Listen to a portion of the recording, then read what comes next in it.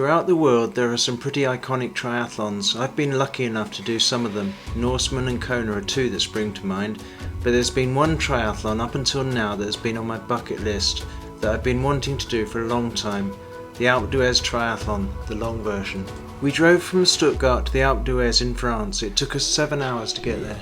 On the final approaches to the village, I began to realise the magnitude of the task that I'd set myself. The landscape and the grandeur of the course was pretty awe-inspiring and a bit intimidating. Nita had booked us into a superb Airbnb with some stunning views and a quirky interior.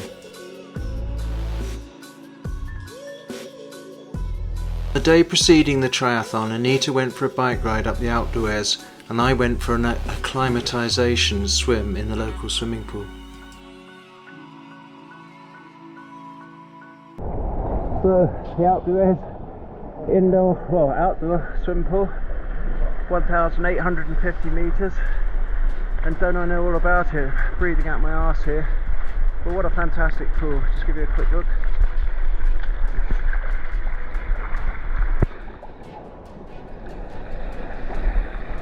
Ski lifts in the background, 40 metres long. 40 metres, only the French can do that. 40 metre long pool, hey ho. This morning, I walked down to T2 to drop off and lay out my running kit. We then drove down to the swim start and got the bike ready for the ride. Bike computer on, power meter calibrated, bike shoes onto the pedals, nutrition onto the bike, etc. The race started for the age groupers at 9:30 in the morning. It was a rolling start with 3 groups, fast, intermediate and slow.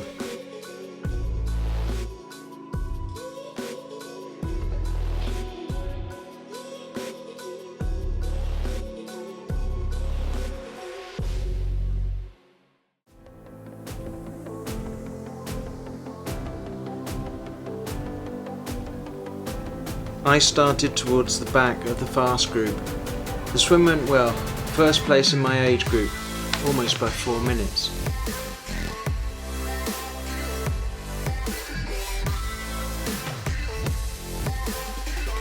A quick, slick and efficient T1 and I was on to the bike course.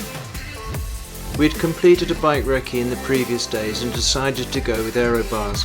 I felt it was a good decision. The first 30 kilometres of the course was mainly downhill. I was pulling up to 67 kilometres an hour, which is 41.6 miles an hour in places, before hitting the first climb of the day at the Alpe de Grande Sierre, which is also the first col of the day, which is 15 kilometres long at a 6.5% grade. There were 3 more categorised climbs before hitting the legendary Alpe D'Huez climb with its 21 bends, 13.9 kilometres at an average of 8%.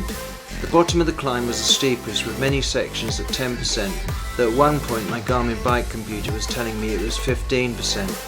Overall, the 120 kilometre route brought with it 3,200 high metres of ascent. Into T2 feeling broken. The climbing on this course is relentless and I think the reduced oxygen altitude was taking its toll too.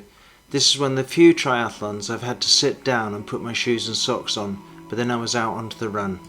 As if the bike wasn't hard enough, the run was brutal. The course was mainly trail with a bit of tarmac and it had 100 metres of elevation per lap, but we were already starting at 1,850 high metres. I was finding it extremely difficult to breathe and any incline on the course brought my run down to a walk. 3 laps and then it was into the finishing chute and there it was in the bag. The iconic triathlon and the one that I'd wanted to do for years done. And I got a top 10 in my age group as a bit of a bonus.